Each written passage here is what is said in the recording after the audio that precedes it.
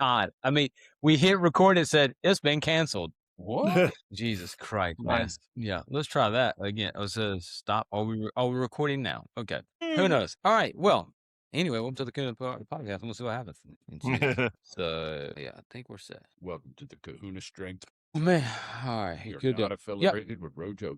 Yeah. All right. So, hey, Ben. What's up, man? This is my buddy Adam Jones and Hey, what's up? local photographer. So, yeah, he'd been wanting to get on the podcast, man, and catch up and go over. God, don't start echoing that. Jesus. Doing? The podcast is just going to be Riverside Sucks, not sponsored by them ever. Oh, well, we'll see what happens. But yeah. So, let's see what's new. Hey, did you listen to that Andrew Huberman podcast with Andy something or another? Andy? I think that's what his name was. Of course, there's only one reason why I remember it.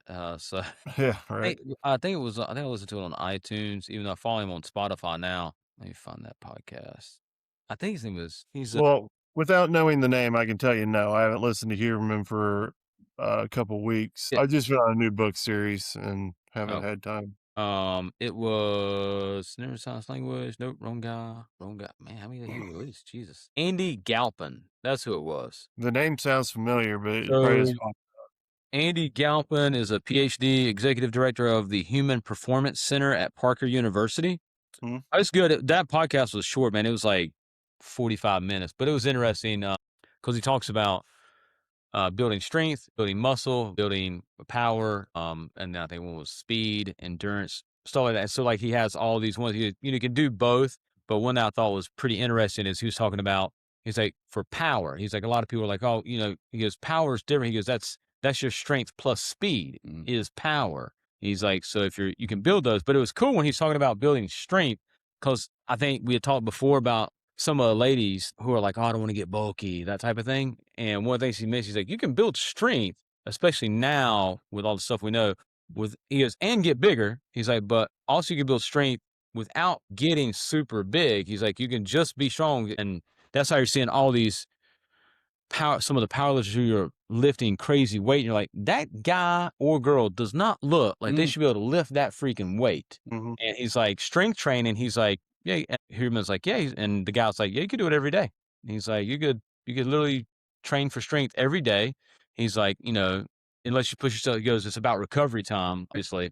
Yeah. And then muscle building, he was talking about, obviously it's a lot of volume to get, to build muscle mass. But one of them I found interesting is obviously we're always talking about being sore. I'm like, oh man, I was sore. So I'm like, oh, it's a good workout. And he's like, don't equate soreness to a good workout. It's like, especially because it's okay to be sore. He's like, and you can still work out if you're sore. He's like, but if you're having trouble sitting on the toilet because you hurt so bad, he's like, you've done something that's to your detriment. He's like, because now you're going to need to miss a training session.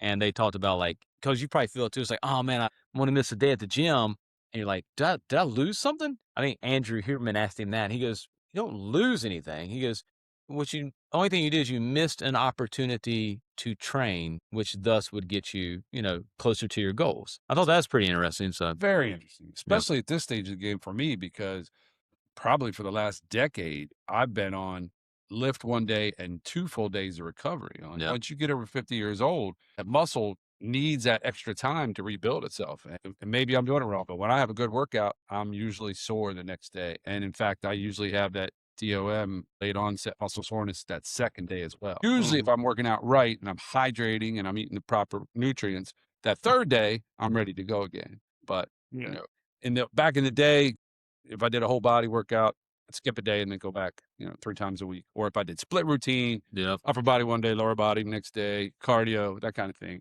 At this stage of the game, I'm like, lift, 2 days off, lift, 2 days off, lift. Just because I don't feel like I'm doing anything productive if I'm in the gym and I'm sore. Yeah. So, well, I mean, recovery time is going to be key. But you also, I wonder if you're, well, Ben would know more about sports science, about recovery time and protein and eating and stuff like that. So, but because Ben, you lift what? We talked with Jordan, you lift 4 or 5 days a week? 4 or 5, maybe.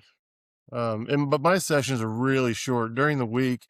I usually take Monday off and then I'll work out Tuesday through Friday, but they're 20 minutes, maybe 30. Yeah. And I do like 10 to 20 minutes in the sauna, steam sauna. And then Sunday we have a big workout, but that's the only day that I get any kind of cardio in. We do it outside, and that's about an hour Yeah. with kettlebells and a lot of stairs and hills and stuff. That I consider that more cardio training because it's not. I mean, the weight that we're using isn't and the movements that we're doing are more kind of flexibility. I use it as flexibility. Other people use it as strength when they're there. Well, you are pretty intense on that too, right? I mean, you are like moving, like Oh yeah, it's constant movement. It's a strength move, or I use it kind of strength, kind of like I said, flexibility. But yeah, it's a movement, and then up the we've got a dam here, Hoover Dam, that we'll go up the steps, and it's I think 100, 150, 200 steps, and then back down, and then another movement, and then back at it.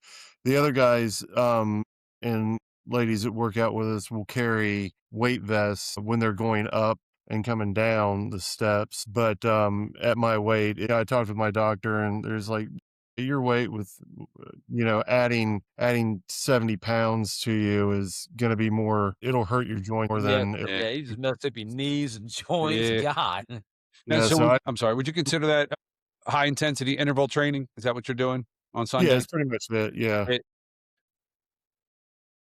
And Wes programs it all, our buddy Wes, and like he'll put a finisher at the end. So like the after we go through, I think we're doing right now 6 or 8 movements, and then at the end we'll have like, man, I don't know how long the hill. There's a paved hill that they gate off, and we'll run up to the top and then down, and then do tire slams with a steel mace, and then we'll go do it again. We'll do that 4 times. But again, like with that, uh I don't always go all the way to the top of the hill, just because I mean it's tough to get me moving that far.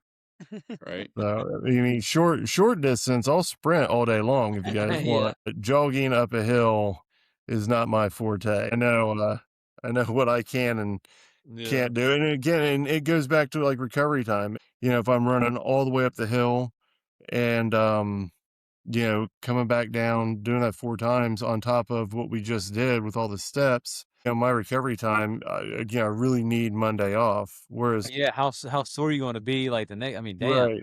Yeah, and then, like, I don't wanna have the DOMS and not be able to get after it Tuesday when my, strength training, starts. Like, Monday, I mean, even though I don't work out, I've got a band stretching routine, and, a lot of just flexibility stuff in the basement, and then I'll do the sauna again. I do the sauna about every day.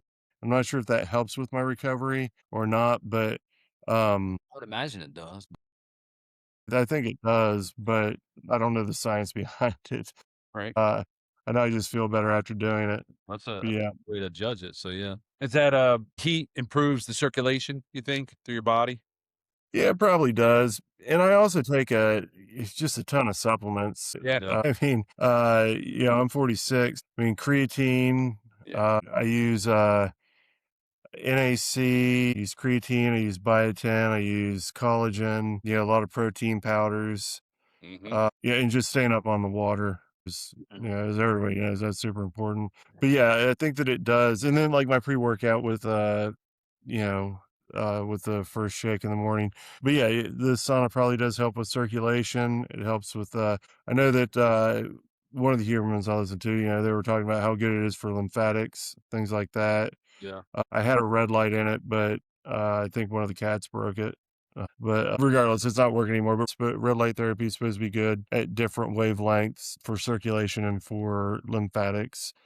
So I need to get another one of those. But yeah, I think that making sure that you recover is good. I think that one of the reasons I like to come down on my off days for Monday and Saturday and do stretching and kind of mobility stuff is just it kind of keeps me in the gym, so that, if I'm less motivated on Tuesday or Sunday, I can be, I'm already still in the mindset of being in the gym and getting some type of movement in. I think Yeah. that helps me. Right.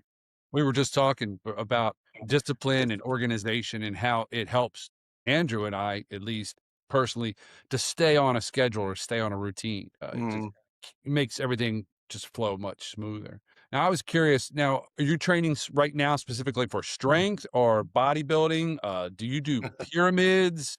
How do you block off your workout? So you go in like 6 to 8 weeks and change it up, or how do you do it? Yeah, right now it's kind of a maintenance, kind of in between of what I'm trying to decide to do. Right, I'm only using dumbbells right now, and like I said, 20 minutes, maybe 30 minutes. I do go 4 to 6 weeks each program, and I'm set to redo my program now.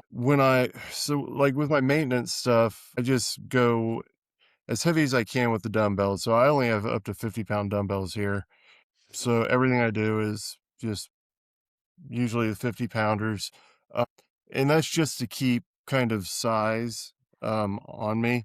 My next program will probably be, I don't know, I may do like, try to get bigger. It's just tough. Like with my limited time in there, it's tough to do my strength one or my size one because I do like my sets are, do 10 sets of my main lift, and then I want to have 4 accessory lifts just to keep everything balanced.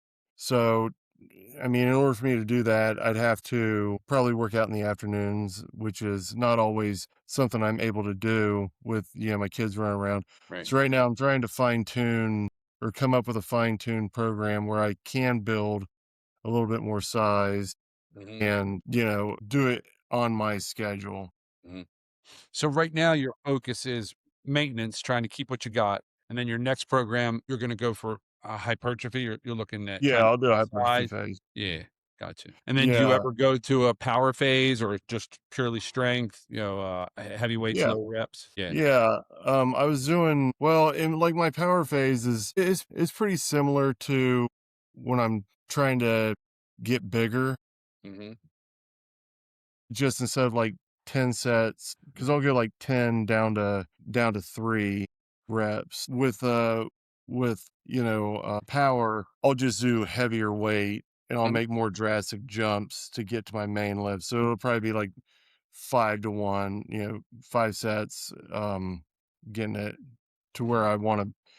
Like when over the summer when I lifted with Andrew, I was coming off kind of one of those, and but it just takes a while because I want to warm up. I'll do like 2 warm up sets, and then I'll get into the set of 5, do that a couple times, and then work down to 1. That's what I found has been what's helped me in the past. These programs I have written out, and I've tried so many that this just worked for me. And yeah, but I mean, also right now I'm trying, along with my maintenance of trying to keep my size, I'm also trying to get at a more manageable or more mobile weight where I'm able to, go do the hills and stuff with everybody, which is a delicate balance because I mean, you can't want to be big, but also not be big. Right. So I think we're at that age where we're like, we're watching some of the celebrities like Dave Bautista and The Rock. Yeah, I We're was like, thinking about that. they're getting like, he lost all his weight. I'm like, I think they're like, I want to live longer. Yeah, exactly. So like The Rock, I'm like, looks super fit right now. And so does Dave Bautista. I'm like, looks super fit. And their knees are probably like, hey man, we could take a break on this for a Yeah. while. And their right. points, both of them look fantastic, by the way. Like, I'm like, damn. I look fit as hell. And I'm like, yeah. So I'm like, that's probably a good idea. Well, you and Andrew are about the same age, 46, and I still consider that young because where I'm sitting, 46 is still young. But I think at a certain point, Yeah. Hey, wait, when's your birthday again? November what? Let me make sure I got that in here. I'm going to be 112 years old. But at some point, and everybody goes through this, and I think you guys haven't got there yet. Oh yeah, I got you on there. It was in my 50s when I had to make a decision. This is wrong. You're- 63? You gonna be 63 this year? At some point, you got to make a decision. Do you want to exercise for longevity, or are you still trying to reach a strength goal or a size goal? And as Andrew just pointed out with those 2 celebrities, at a certain point, it starts to become detrimental for you to carry around all that extra weight. Muscle weighs more than fat. You've got to consume those extra calories high in protein to keep that nitrogen balance up so you keep that size, which means your heart's working harder, your lungs are working harder. You need more rest time. My knees are shot not from weightlifting, but from way too much cardio activity. So, I had to make a decision in about my mid 50s. How do I want to set the goals for the second half of the century? I plan to live to be 100, and you hit 50 and you're like, okay, I'm at the halfway point. So what's the second half look like?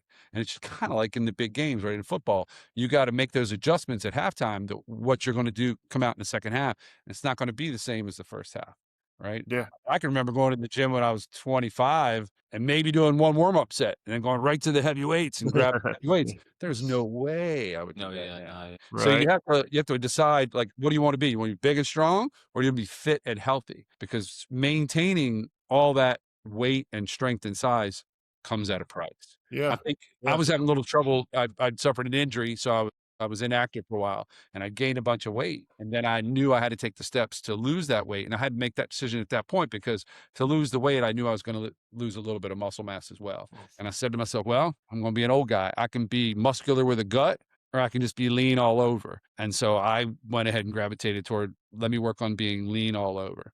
And now I go probably 10 pounds lighter than what I used to weigh in my peak. And unfortunately, a good portion of that was probably muscle mass. I'm smaller, smaller arms, smaller chest, that kind of thing. But do I feel good? Yeah, I feel good. I mean, I have aches and pains every day. The only time I feel good is when somebody says, hey, you don't look that old. Or run into somebody else my age and I go, man, that guy looks old. And they're like, oh, he's the same age as me. Yeah. Oh, I did get a 50-year-old discount today. Oh, there you go. I keep forgetting to ask for the senior discount. I keep forgetting. Fucking ate lunch with Emmett at Brunches up in Wilmington. Yeah. And we got in there. It's a place called Brunches. Dude, man, I should have took a picture of it and sent it to you. What I had, you would have been like, one, I wanted two of them because it was that good. You definitely would have wanted two of them. It's like chicken and waffles in a burrito, right? So it's fried chicken pieces with waffle pieces. Now they did substitute it. I did grilled chicken on the inside with waffle pieces, but then it has sausage gravy in the shit. Wow. Man, the guy was like, I mean, if we can do grilled chicken in that, I'll do that. And it came with a spicy jelly. When it came out and it sat on the plate, I was like, oh, this looks so good. And we took a bite, and the first bite I told him, I think it also had did it also have egg in it? Oh, dude, phenomenal. Actually, you know what? I think I actually did take a picture of it, because I was like, I was trying to tell my chat thing. I was like, this is what I ate for lunch. You've been out to eat with him before, though, right? I'm like grilled tuna or whatever, and he gets like nachos, extra cheese, extra. I don't know, man. I haven't got any of that in a while. I've been eating a lot better since I started logging my food and shit. Yep. You keep a log, don't you, Ben? Yeah. Well, yeah. I kept a log for a long time, but then I just got tired of logging. I mean, it's the same thing. Amy and I were just talking about it today. It's like I've got to. He's I like rely on burritos. Amy for all my food. My wife will program all my meals and stuff. I'm like, I've been doing this for 4 weeks, and I don't even enjoy eating, which is not. I mean, I'm. I weigh a lot, and if I don't enjoy eating, then I'll just get completely derailed. Yeah. Sometimes like- it's function because you can only have so much chicken and rice, Yeah. And Yeah. you're like, I just want something tasty. So flavor, yeah. So personally, do you meal prep and stick to like a meal plan 6 days a week and have a cheat day, or how do you do it? Nah, I just mostly every day I'll eat the same thing. Unless we go out to eat, then I'll, try and pick a semi-healthy thing. But I mean, cheap meal here and there. Yeah. Or we've got a pizza maker here at the house. Ooh. And a lot of times, if I'm like today, I came home and I was starving, and I was like, I won't be able to work out tomorrow if I don't eat something big. See, there So you go. Yeah, so I made 2 pizzas, but on top of because I have so much shredded chicken that I made, Yeah. I'll throw, 6 ounces of shredded chicken on it and eat that. And I'm like, all right, well, I'll call, at least I can count my protein on that. Right. But it does help. It helps me to do that. Do you You're guys? not making pizza with like a whole bunch of cheese and some pepperoni. Like when we went to Costco the other day, and I was like, "Oh, you want the Costco pizza?" But Right. I want a good thing with like my chat basically, which has helped out tremendously because but then once I started doing it enough, like you do when you start food journaling, then you kind of like it just becomes routine. So I don't even have to I'm like, oh, this is cool. I'll eat this, or I know what to pick out of the restaurant like that. I looked at the menu and I was like, this would make sense if I got it with grilled chicken. This I could do minus all the other shit on the menu. And my chat's pretty polite about it, but I have it. It literally gives like coaching responses and stuff. It's like, you did this great. And I've had like 3 days in a row where it's like, what you did wrong was this, this, and this. Right. And it's always like sodium related. Like obviously restaurant food is all sodium. It's like sodium bullshit. And then the other was, because I will log out, like, I had 2 fun-size Kit Kat bars at 8:30 at night. And it's like, that's not great because that's like 400 calories of bullshit. Yeah. And those little things, I'm like, ugh. And it's like, and it makes you want to eat more. Oh, I didn't realize there's some chemical. It's in my chat though called, it's like starts with an E. It's like ETH or something. But they're in, so I did find I would like screenshot or take a picture of like some of the protein bars and stuff. You can get them at the gas station. Barbells is one of them. Then they make, is it Quest that makes the donuts? They're not super great. But I think it was Quest, there's Legend, yeah, it was like, I think it might Bell. have been the Quest donuts. And when I took a picture of the label in the back, it basically said, that's an okay substitute. However, the fat's pretty high, but it also beware it has whatever that chemical is in it. And it said that chemical is known to be a driver of hunger. Like it makes you crave more food. I was like, the fuck? I was like, boy, they used to be putting that shit in our food so we just get more hungry. I was like, that's some bullshit. Yeah, I'll throw those, like protein bars, or I'll throw. Amy had, I think, Bell. She had Quest, I think Legend, and she got me a bunch of them because if if I just eat my chicken and eggs in the morning, because I don't eat until 10, and then I'm done by like 6 or 7. If I don't have something that feels like, big carb or something, then it's like I didn't eat. So if I have a day like that, then I'll eat 1 or 2 of those and, just go nuts with it. But it's only because I want that feeling of fullness.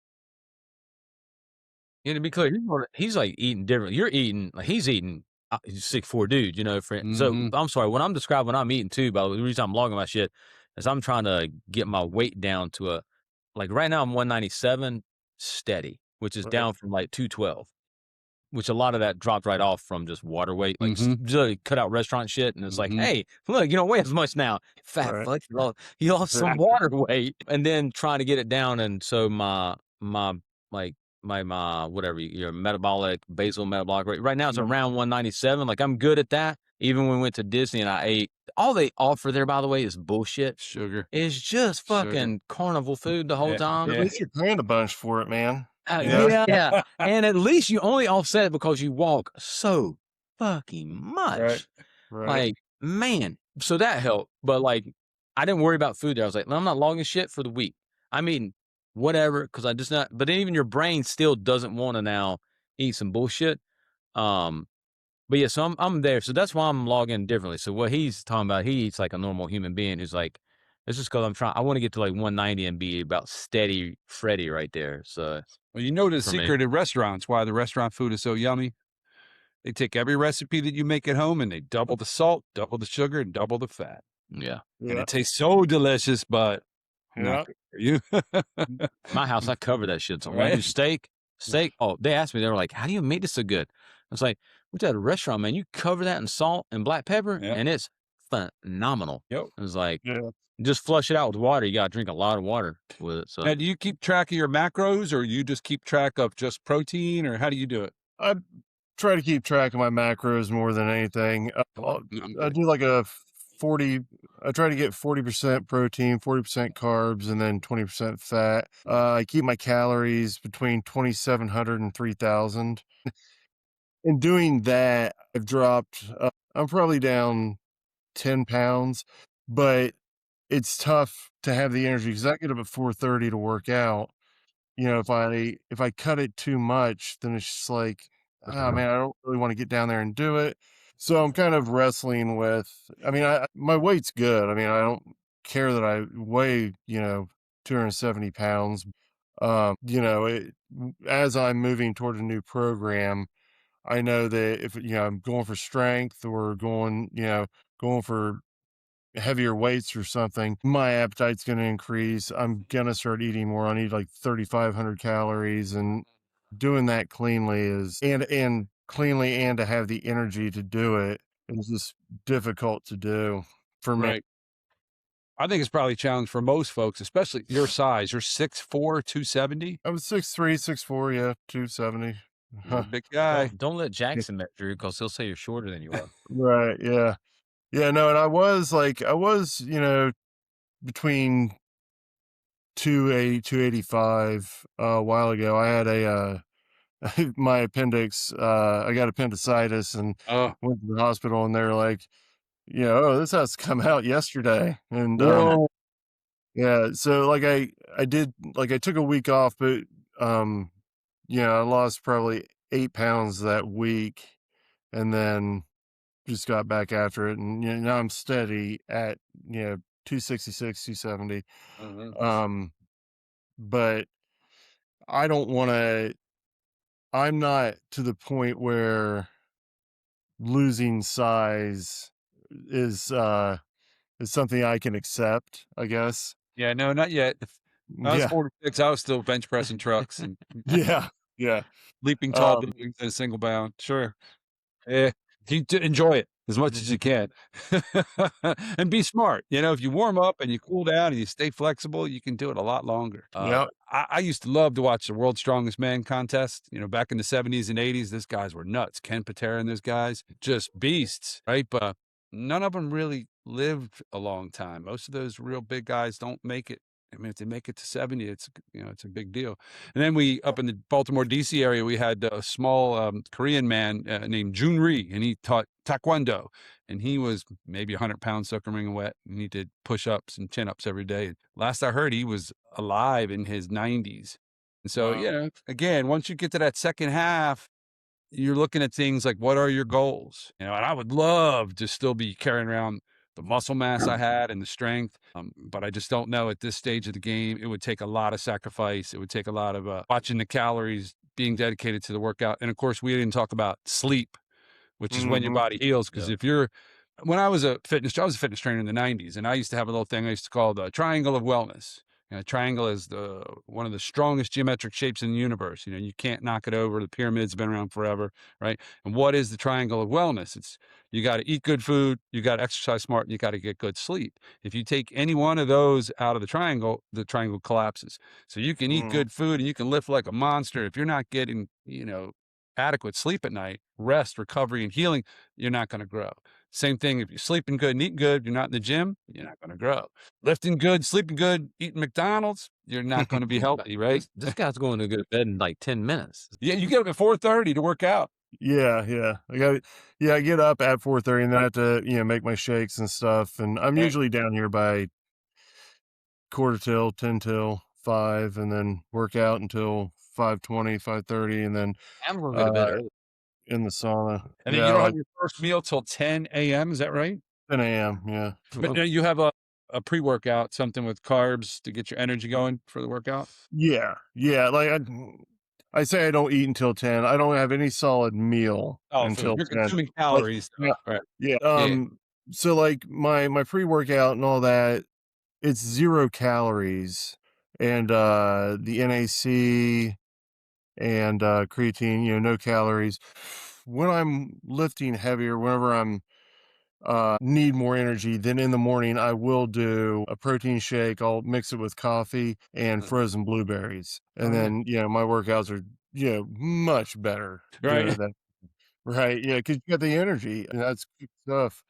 If on Sundays, if I'm dragging a little bit, I definitely do the coffee and blueberries and protein. I work out with another guy who's just a monster, sometimes on Saturdays, and I always make sure I'm up at 6, and I get all that fuel in, and then by 8 o'clock, I'm ready to rock and roll. But And yeah, did you say your last meal of the day is 6 in the evening? yeah, usually around 6. And then you don't consume any more calories after that? When he No. goes to bed, well, then, like, usually you go to bed at, like, what, 8:30 or so? Oh yeah, everything's usually off by 8:30. I try to be in bed at 9, and then just get up and do it all over again. Right. Yeah. On the weekends sometimes I'll stay up later. If Amy and I are watching something, I do stay up later, and occasionally I'll snack and stuff. But I try to get the majority of my meal, all my calories in that small window, because it's part of the routine, like you mentioned earlier. If I'm like, I'll eat later, I'm not too hungry right now, I'll just get something later. Then I'm sitting around, it's 8 o'clock, I'm like, oh, I'm starving. And I go up, and if I make a pizza or something at 8 o'clock, it's not great to go to bed on that. No. I think the cool kids call it locked in. And once you're Yeah. locked into your metabolic rate you're used to consuming calories and burning calories. And then if you get off of that, your metabolic rate goes up or down. And you're either like sitting with food in your gut or you're constantly hungry. So again, you get back to sticking with that routine. It kind of helps make everything go smoother for you. Oh yeah. Yeah, I agree.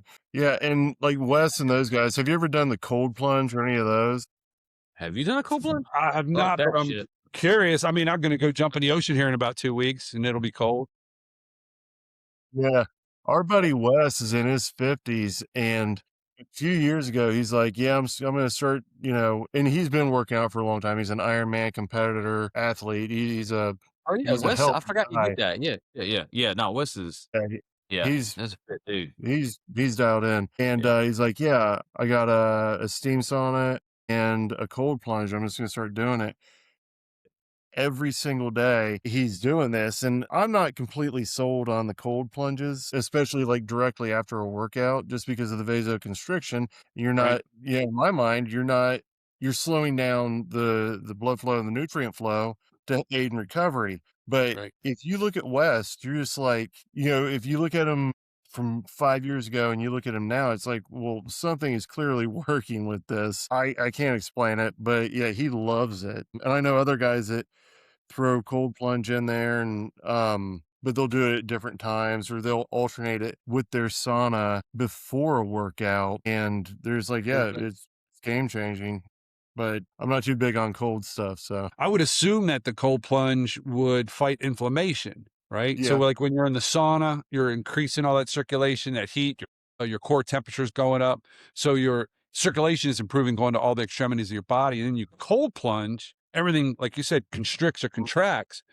Like you said, I don't know if that would be great right after a workout because of the vasodilation, but for overall inflammation, which I have a lot of, and chronic muscle pain, I imagine that cold plunge would be pretty beneficial. Oh, I know when I yeah. take that first dive in the ocean, I'm cold from head to toe, but it does feel good. And when I get out, like for a couple minutes, like I don't have any aches and pains. So your friend Wes might be onto something there. Yeah, I'm sure he is.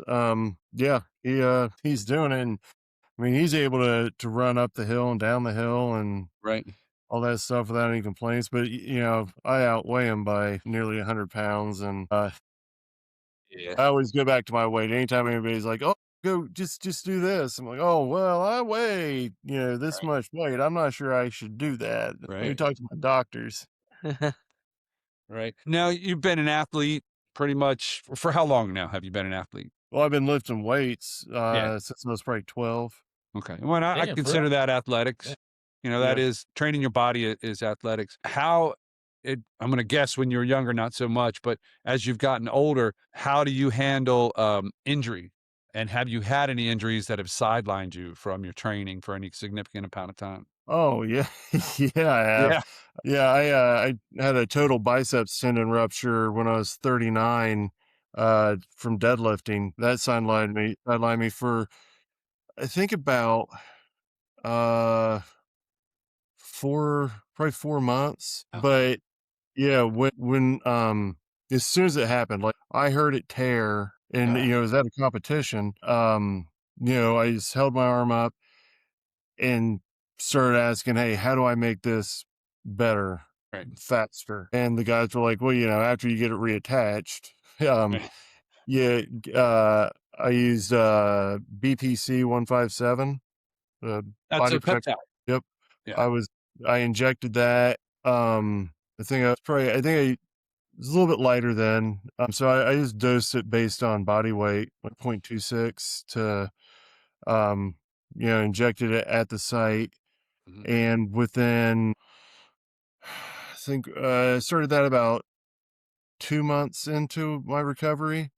And then I started physical therapy, and probably 2 months after that, I was deadlifting. I was repping about half of what caused the tear. But I mean, what I did was I said, okay, clearly I'm injured. I'm not going to be able to work out. What do I need to do? And I, went to the doctors, talked to professionals, people who are powerlifting for a living, I guess. And I just listened to what everybody said, and they're like, follow your doctors, follow your PT. Right. Take BPC 157 and keep eating, and adjust your diet, make sure you eat your water. And I did that. And, I've lost a bit of weight when I was doing that. But then as soon as my doctors and physical therapists were like, you're 100%, get back after it, you just hit the ground running. I've had, I hurt my shoulder when I was working out with Andrew over the summer. So, and I don't blame him. He didn't know how to spot. So I was going to say, was it a bad spot? Jesus. it was a bad spot. The way that he's done it. No. He I'm like, was too quick to spot me, and he throws his hands under. I was getting a lift. He throws his hands under, and I'm like, what is this guy doing? he's This like, is oh my God, yeah. stuff, brother. And he puts his hands under it, and I racked it, and I was like, did you touch that bar? He's like, no, I didn't touch it. That was all you. And he videoed it, and I was like, it looks like you're touching the bar. For the record, how much can you do like this of 400 and how much you lifting? 415 pounds or something insane. Palms are open. And I'm like leaned over like, what are you going to do? Right. But the best part is, the good news is from doing that, he had to do it again. So he lifted that weight again. Right. And he got it. He didn't record it. So, that didn't even count. So. Yeah. Well, it didn't need, I don't. Twice. And so after Andrew busted your shoulder, what did you do? I called the doctor, and I was like, hey, well, I mean, I was like, you're not going to believe what this guy did. And they were like, is he a rookie? What's wrong with this guy? Is he a rookie? Yeah. He says he never lifted. Has he never bench pressed or seen someone bench press before? Now, I called my doctor. Well, we kept lifting that week because that was the only shoulder and it was bench press. But so we kept lifting, but every day we went through my band stretch workout, band stretches, just to keep my shoulder moving because it wasn't injured. It just was sore. And then I called my doctor. I was like, look, I want to get my shoulder checked out. And they're like, yeah, all right, come on in. And so we went through all the testing and stuff for my shoulders. And they were like, well, I had you ready for an MRI, but your strength's there. It's just sore. Rest it. Make sure you do the shoulder exercises and keep getting after it. But yeah, I mean, those are the only, not even my shoulder was even an injury, but my biceps was definitely an injury where I was like, well, I'm completely out of it now. What do I need to do to get back in? And I think just being safe, listening to the doctors, and physical therapy was, a lot of people skip physical therapy. They're just like, oh no, I got it repaired. It'll never happen again. I'm just going to rest it and then I'll get back after it in a year or so. But I think the physical therapy is, if nothing else, it gave me the confidence to go back in and not be afraid to deadlift a little bit. No, I'm certainly not. I've never tried to deadlift what I consider heavy since then, just because I don't I try not to lift very heavy anymore because with 2 kids, family and everything. Amy's like, Ben, you understand that when you get injured and you're laid up like that, I'm doing everything. And not that, I'm telling you not to do it, but I mean, I don't want to put her in the position to where I'm doing something that's unnecessary or only necessary for my ego. Right. And where she's, saddled with everything and, Priorities. Yeah. You ever have any injuries? got plenty. I have a torn biceps tendon. I've got a torn rotator cuff. I've got minor cartilage tears on the inside of both of my knees. Yeah, I'm a mess, man. Getting old ain't for sissies. I'll tell you what. You didn't get your biceps repaired? So I went and I went to the supposedly best orthopedic surgeon in Brunswick County, and he said, you're not a baseball player. You'll heal. You got another tendon. Oh, so Now, like you're I'm still the working with. lateral heads. Yeah, you can see it. You Yeah, can see my bicep looks different. You'd have to see it, but yeah, you can see it. And then I've the got a rotator buddy- cuff, same thing. Went back to that same ortho. I should probably go see a different ortho next time. Right. And he sent me to get an MRI, and the MRI, I read the disc, and I have multiple tears in the rotator cuff, and he didn't want to touch me. He wanted to send me to a spinal surgeon. He said, "Oh no, something's wrong with your neck. You got to go see a spinal surgeon." I said, "Doc, I got full mobility in my neck and no pain. My rotator cuff is torn. I was in the gym doing dumbbell military presses, and they weren't even heavy. I was just doing a set, probably 8 to 12 reps, and I was in the middle of the set, and all of a sudden this shoulder went, it just gave out. I couldn't lift. Couldn't lift like 15 pounds. So, but I'm one of those. I'm an American icon. I'm too rich for Medicaid and too poor for health insurance. A lot of times these physicians are reluctant to touch it because the insurance protects them as much as it protects you. And so I've had to kind of do things on my own. Now I did see a physical therapist, and we worked out a program to rehabilitate my rotator cuff, and I did that for 6 weeks. Got a little bit of relief. When you mentioned the bands, we do the W stretch with the bands, and then with the cables, this kind of stuff and this kind of stuff to try to increase that mobility in that rotator cuff. But it still bothers me. I still have pain. I've had to adjust my workouts in the gym to mostly just using machines so that I can stay symmetrical, because this side has full strength and this doesn't. If I go to dumbbells, I can't do hardly 10% with this side of what I can do with this side. And it kind of, it plays on your mental health as well, because you're used to being active, you're used to being fit, you're used to being able to go, you're used to having minor pains, but when you have a major pain like this, it doesn't go away. I mean, I'm in chronic pain all day. It starts to wear on you. So you look for ways to, I was told a long time ago by a trainer, if you injure your arm, the rest of your body's good, don't skip workouts. So modify your exercises to keep the rest of your body healthy, even though one part of you might be injured. And so that's what I've been doing. I'm interested to hear more about the peptides, though, because I've talked to several athletes that have had injuries and they had great success with the peptides. So it's interesting hearing your story. The BPC 157, you feel like it aided in your recovery and your repair of your injury. Yeah. When I started doing it, so they had a soft cast on me for I forget the length of time, but they had soft cast, and as soon as they took that off and put the mechanical one on, that kind of so you can incrementally get full range of motion. As soon as I had that soft cast on, I started injecting like brachioradialis, just because I'm not going to inject into the clutch, right? I was injecting right there, and when I went in for my first physical therapy, and they're like, all right, we're going to take off the brace. Let's see how much extension you can get. Have you been doing the exercise to, release it and then lock it at, 45, down? I was like, yeah, I've been doing that. So they took it out, released it, and my arm pretty much had full range of motion. Wow. And they were like, whoa, that's promising. And I said, yeah, good. What do you want to do? And from then on, I just became a guinea pig. And these physical therapists were just like, all right, what can you do? What can you do? I think a month. And PT, they were like, let's do some deadlifts. And we weren't using an Olympic bar or axle bar or anything. We were using the trap bar. Trap bar. Yeah. And I was like, are you guys sure?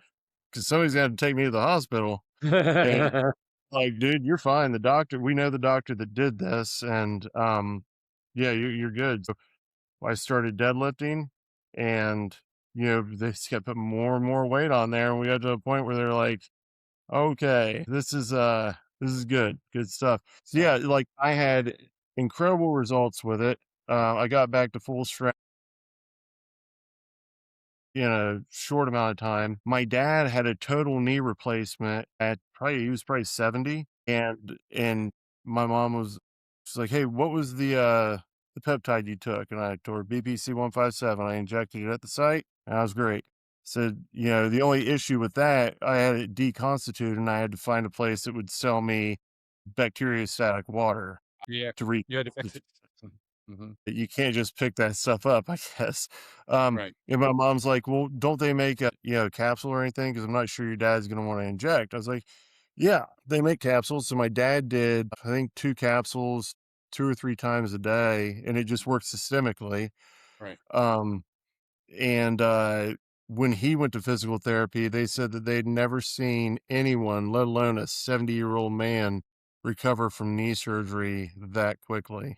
Is that right? Um, yeah, yeah, and he took the pills. I've taken the pills also for, aches and pain, like that shoulder injury. I bought it. Like, well, I'm not gonna go through the hassle of getting the deconstituted stuff now. And so I just took the pill, and it helped. I don't think it worked as quickly as the injections, but it did help.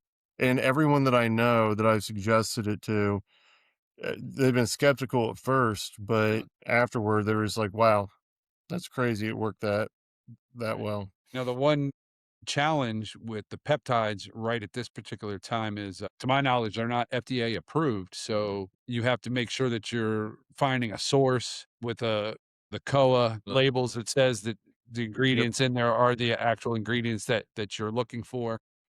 Yep. Um, I forget where I got the injectable. I forget the lab I got that from, but there's a lab out of the UK that have everything.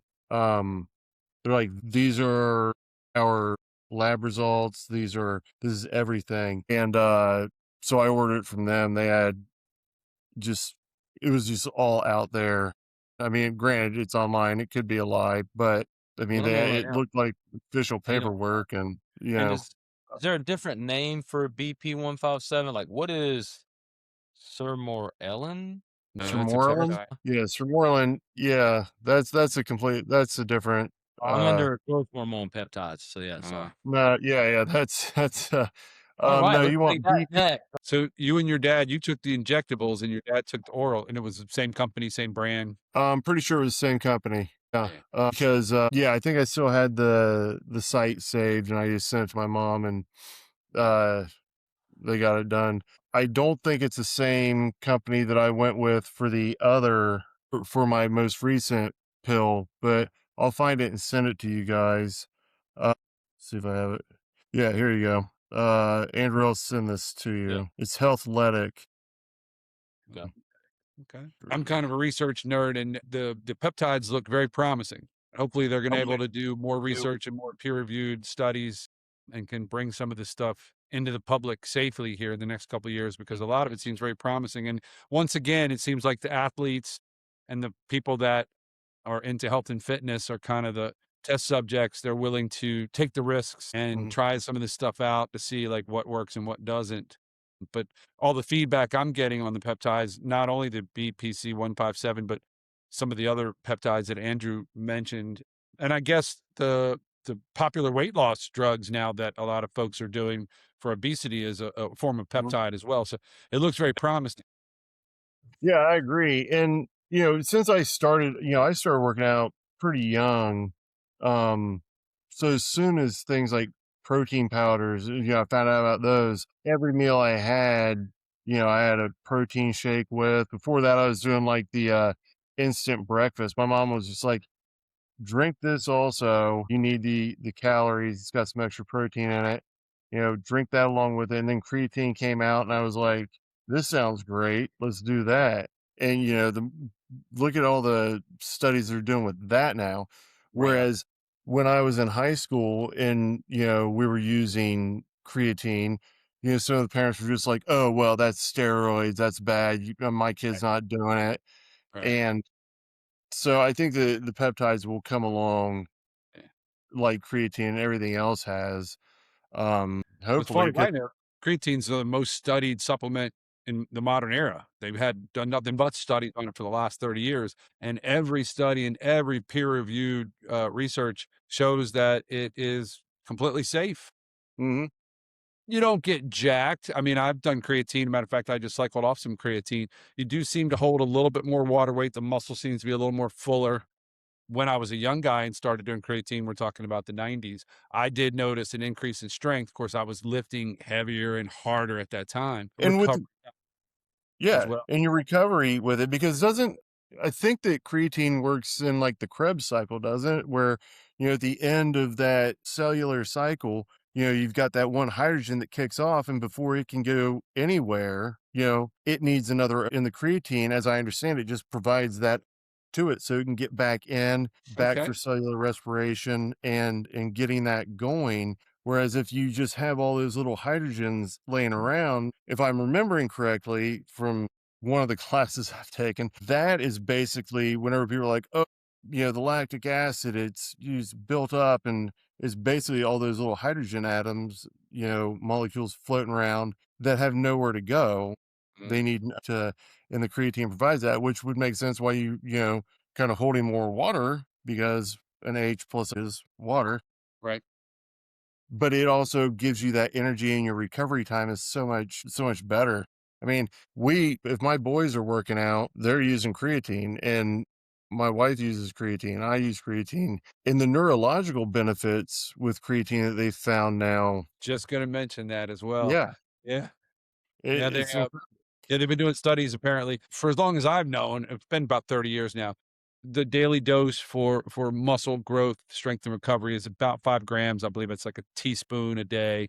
They used to tell you how to do a loading phase. They wanted you 5 grams 5 times a day for the first week. Of course, that would make many trips to the bathroom. They kind of Right. found out since then you don't really need to do the loading phase. Your body is going to take a certain amount of time to soak up all that creatine. And to my knowledge, your muscles want that creatine. So when you ingest the 5 grams, your muscles slurp it up real quick. But once you get into the 10 grams or double dose, and there's leftover creatine in your system, the way I just read it, I just read a paper not too long ago, it does cross the blood-brain barrier now and is supposedly helping with cognitive function. So now all of a sudden senior citizens are starting to become interested in creatine as well, Yeah, of which I'm yeah. going They to be said, sooner or later. But didn't they say like up to 30 grams a day is that would right? be? That's what I've heard. Damn. I have to split mine up because I'll get kidney stones. And talking with my doctors, they're like, yeah, it's probably because you're loading, all these powders. Split your shakes up during the day. Don't do all your powders in the morning. And so I started splitting it up. So I think I get about 15 or 16 uh, grams of creatine a day. And I'll just do it in 2 separate shakes, and it hasn't affected my kidneys yet. But yeah, I think it's great stuff. There was some concern early on because physicians and doctors, of course, I have some friends that are doctors and they're great people. Most of us wouldn't be alive if it wasn't for medical science. But one Right. thing a lot of doctors don't study is they don't usually study nutrition. They maybe have one semester of nutrition in their 12 years of medical school or whatever, and they're not really keyed in on strength training and or supplementation. So early on there was a concern that the creatine was going to increase your creatinine levels, which is a waste product made by your kidneys. And that's why they were suggesting you got to stay hydrated, drink a whole lot of water. Now that they've done 3 decades worth of studies, I think they've debunked that. If you're a healthy person and you have normal kidney function and you're hydrating properly, 10 grams or even 15 grams of creatine a day shouldn't have any adverse effects. Of course, there's always outliers. There's always going to be that one person. We had that thing a couple years ago with vaccinations, and 98% of the world was vaccinated, but 2% had really horrible adverse reactions. And then, of course, that caused the panics. Again, people need to pay attention to their bodies and work with their doctors on what's right for them. But to my knowledge, 10 grams of creatine for a healthy person that's physically active is completely safe. Yeah. From what I Yeah. understand. Yeah. I agree. Yeah. And I like that, like with my doctors, because usually, you go to a doctor, you're in your mid to late 40s, weighing, 280 pounds. I was expecting to get this, huge, talking to about, the benefits of weight loss and calorie restriction. And my doctor was a sports medicine physician, and there's like, yeah, no, you're healthy. You're fine. I was like, you sure you don't want to say anything about my weight? And they're like, yeah, no, you're fine. And then like I went to a chiropractor after that. They're like, your neck circumference, you may want to lose some weight because increased neck circumference has been linked to increased morbidity. And I was like, slow down, dude. I already talked to my doctor. Yeah, Yeah, chiropractors. right. Yeah. Yeah, I'm the bastard. Science. Yeah. I was like, yeah, I mean, can you make me feel better? I'll keep coming back. I don't need to hear Right. about and stuff. Talk to the other doctors that I go to, and Yeah. Well, you go to the general practitioner and they go, well, your BMI is 26 as you're morbidly obese. You're like, are you guys still using the BMI? It's the most Right. inaccurate Right. measure of health and fitness on the planet. You're still using that. It's the most inaccurate thing. It's so misleading, and Yeah. people still throw that out. I had to have, when we lived in Chicago, we got a note from our insurance that said, due to your BMI, your husband, Amy, got the note, and they're like, your husband's cost is higher. Right. We're like, what? And back then I was probably like 250. Yeah. And so I called the doctor, and he's like, yeah, come on in. The nurse was like, so why are you here? And I said, well, my insurance is charging me more. They say that I'm obese. I need to have a note from my doctor that says that I'm not obese. Right. He put me on the scale, shoes on and everything. I was Oh, like, let me nice. take off my shoes. Like, all right. And she was like, all right, 250 pounds or 260, whatever. She's like, pulls out the BMI chart. She's like, Yeah. it says you're obese here, borderline morbidly obese. And I was like, well, if you don't mind, I'll talk to the doctor. Could And you she goes, look at okay. it and see if Yeah. She took me back to a room, sat, the doctor came in, and he's like, hey, Ben, what's up? I was like, oh, just, need to get a note from you, but your nurse told me I was obese. And, that's not why I'm here. I need something that says I'm not obese. And he goes, what? He pulled out the chart, and he's like, he picked up the phone. He goes, yeah, so-and-so, come on back here. Yeah. Hung up. And the nurse came in. He's like, take a note. And he's like, Mr. Heiser is a bodybuilder, blah, blah, blah, blah, blah. Not that I'm a bodybuilder or anything. He's like, is the reason his weight is so high is because of the increased muscle mass. He's completely healthy. And we've still got the note. I hung it on the fridge. Right. Yeah. the index was like invented back when like doctors were smoking cigarettes. They're like, we got a thing that says you're going to be overweight. And Right. like, I'm sorry, you smoking cigarettes in the office here? Like, is that when that was invented? Like, Right. Yeah. No, was it? I thought that it was like during World War II or something. I mean, that's when doctors Sure. smoked cigarettes. Sure. Yeah, they were like, your doctor would come in smoking a pack of cigarettes and be like, you're unhealthy. But like, by the way, in the future, you're going to find out that you're going to die early from that, from all kinds of diseases. Right. Yeah. Yeah. Yeah. I think this thing is crazy, and I think it's crazy that physicians don't have more, nutrition training so that they can tell people, clearly you came in here with a large Coke from McDonald's. Let's evaluate what your intake is here. But yeah, could go on. Yeah. It's the 21st century. We should probably get rid of the BMI. It's not accurate at all. That was funny. Yeah. It's crazy. Yeah. Yeah. I don't get it. I don't get I it. mean, either. Yeah. It's about Ben's bedtime now. Bedtime, Are we dude. keeping you up past your bedtime? Yeah. Dude, I'm going to try and get to bed. Well, if I get in bed by 10 tonight, that's like a massive win for me. So I try to get in bed by 10 every Don't. night. Every once in a while, I get texts from work. for me, I hope not, man. I am like the only person who's up at that late working, other than Francesca, so she'll be up. Yeah. So yeah, we got one client. It's only client I would answer the phone for. And I called her one night and was like, hey, you got this coming up, blah blah. She's like, oh yeah, hey, what's up, Batman? And we're chatting. Another day, I was like, holy shit! I was like, I'm sorry, is it 10:30 at night? I was like, and it was almost, I think it might have even been closer to 11. And she's like, it's okay. She goes, I think me and you are the only ones who would be up working this late. She's like, I'm gonna be up 3 a.m. working. She's a superstar, and I'm like, girl, you gotta get some rest. Yeah. I can't function if I don't sleep. Yeah, I'm I'm the getting same better way. at it. I'm getting better at getting some sleep, and obviously, I'm good on water now. I'm solid on that. I just got my results back though, so I'm gonna take a look at those. That's what I was doing earlier, and see where I'm at. So, but Oh, yeah, that's the other thing. The same day that the CNA said that my BMI was 25, I had lab work done. All my labs are perfect. Blood pressure, sodium, potassium, minerals, electrolytes, shell SH, testosterone, estrogen, all It's all right there. Another CNA took my blood pressure, and she didn't tell me what it was. She looked at, she goes, "Perfect." And I go, "What's perfect?" She said, "You're 118/70. Your pulse rate's about 62 beats per minute." I said, "Yeah, okay, that's good." She says, "What are you doing?" I said, "I don't drink, I don't smoke, I don't gamble, I don't fool around." I said, "It's boring, but hey, my blood pressure is good, right?" You got regular for it. Yeah, usually like whenever I like to go in and get my stuff done like on a Monday morning when I haven't used any stimulants, Right, I'm able to go in there first thing in the morning because otherwise, my blood pressure is, kind of high and the doctors will right, be like, your blood pressure is kind of high. We may want to put you on something. I was like, I don't want to be put on any blood pressure medication. right. The Yeah. reason it's high is because I've been at work all day. I've had massive amounts of stimulants Mhm. and, not like not like the bad stimulants, but like, Conjugate. too much caffeine, all Straight this. up caffeine, yes. I've come in and went to give blood and had a bunch of caffeine and drove all the way up there to Bolivia in traffic.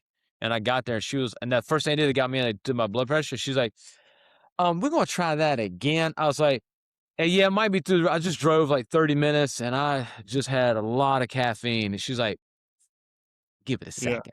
I was like, okay. She's like, and the other lady was talking to while she was doing it, like asking me questions. I'm like, yeah, so what do you do for work? And I was like, photography, and I own another. What is happening? Could you say my blood pressure? Like, damn, that's not. And it was like 3 o'clock in the afternoon. It's not the time of day to take that shit. Yeah, no.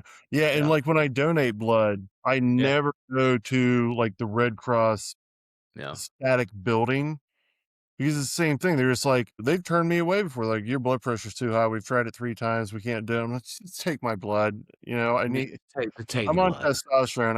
I need this out of me. Yeah. That was the one thing that was high last year was my hematocrit. It was just a Yep. little bit above the range. I said, "Well, what's How that high? all What was about?" it And at? he said, "Well, go give blood. That'll go down." Yeah. Uh-huh. Yep. What was it at? How high was it?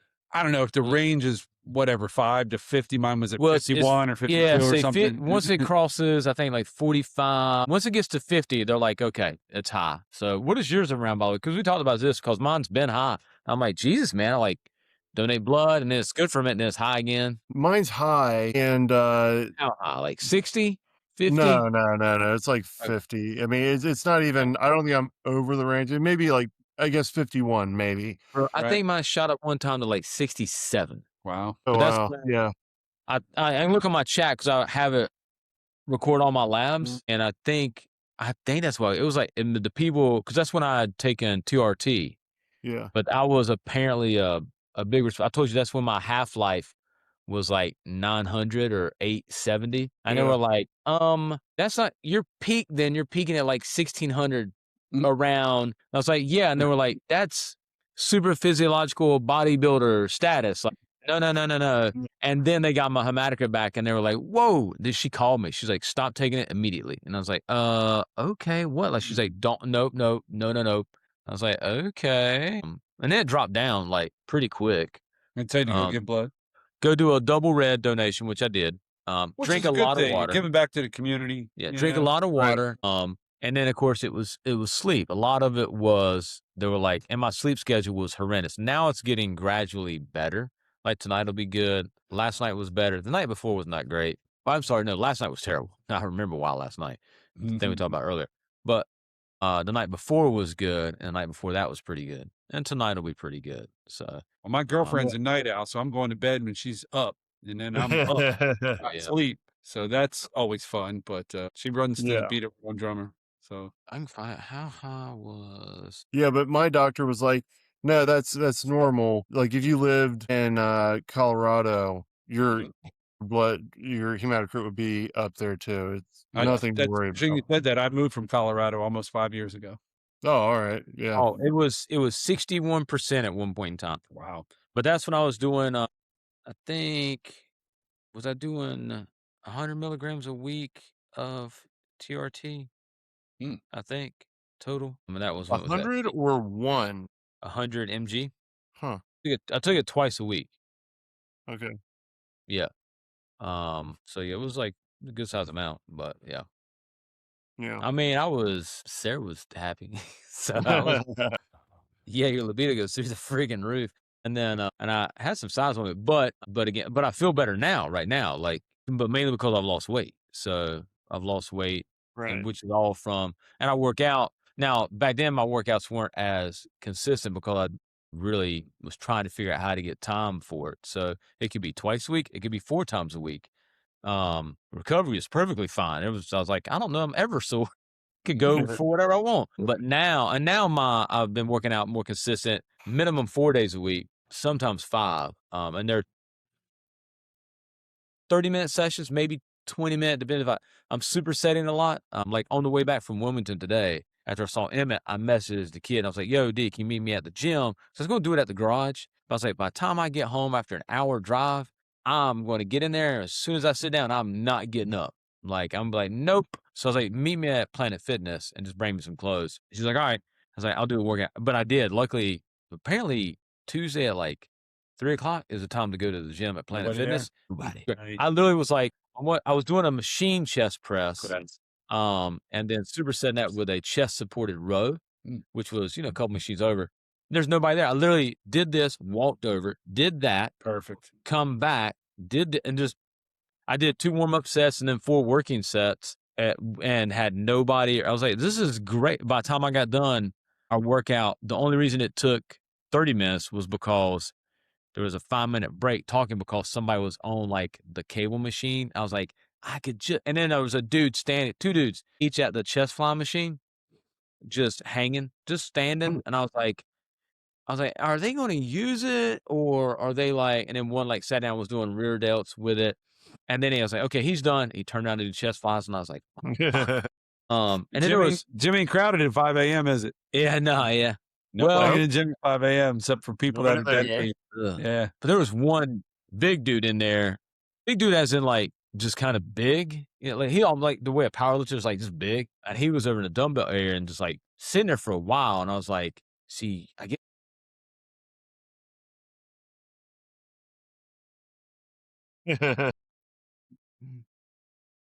Yeah. Yep.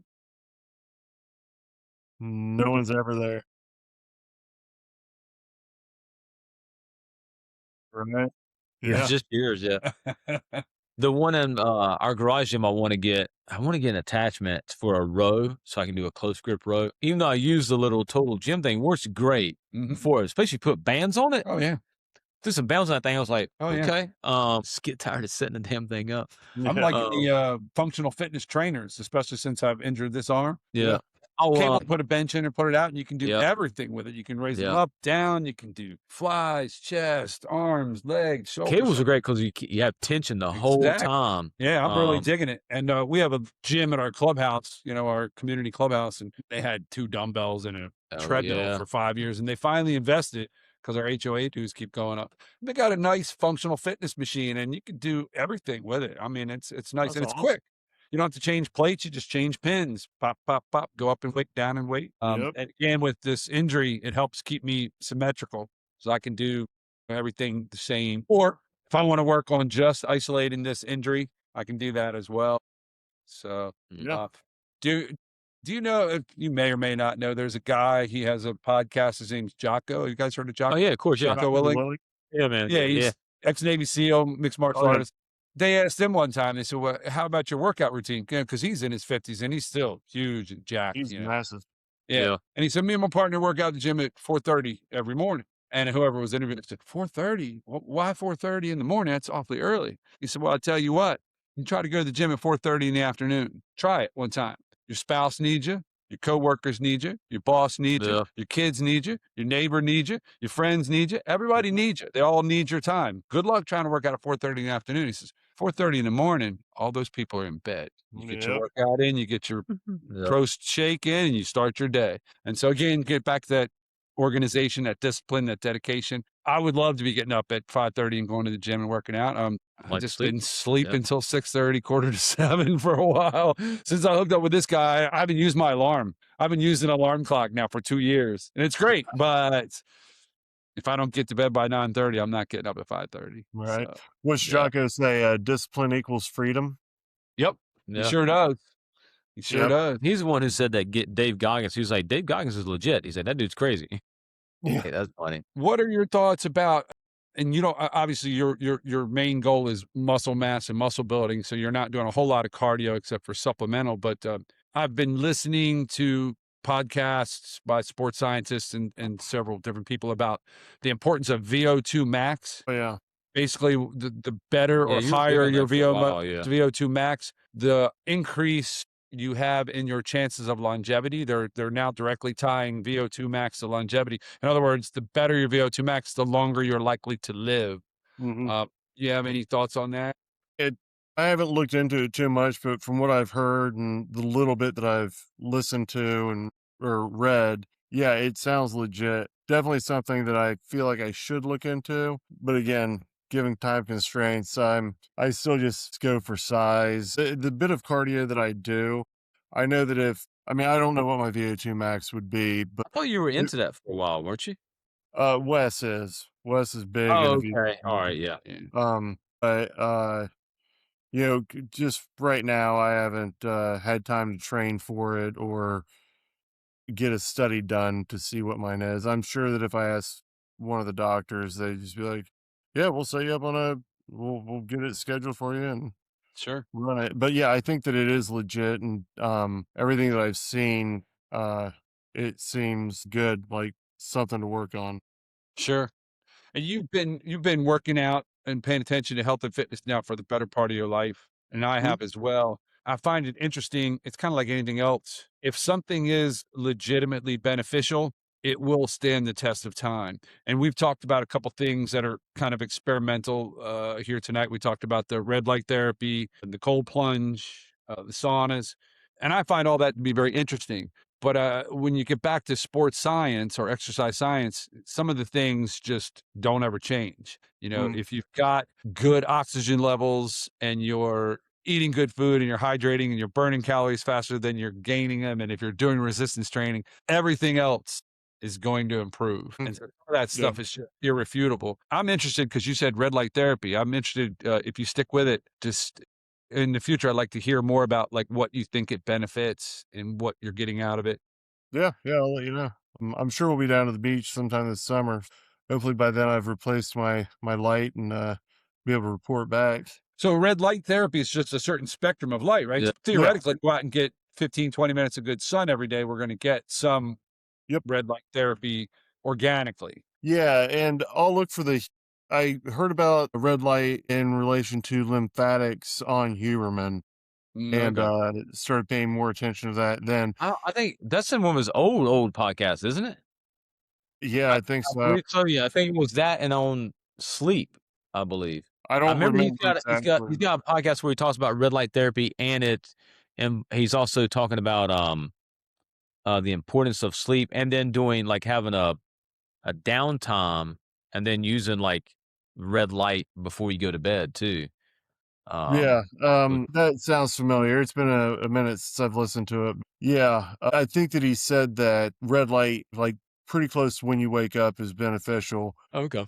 And then he went into like, if you're getting up before the sun is up, then, you can't get it from the sun, get it from a certain spectrum light that you can pick up somewhere. Oh, cool. Yeah, I'll look more into it. I'll send you guys a note. Sleep with the red light. Really? Yeah.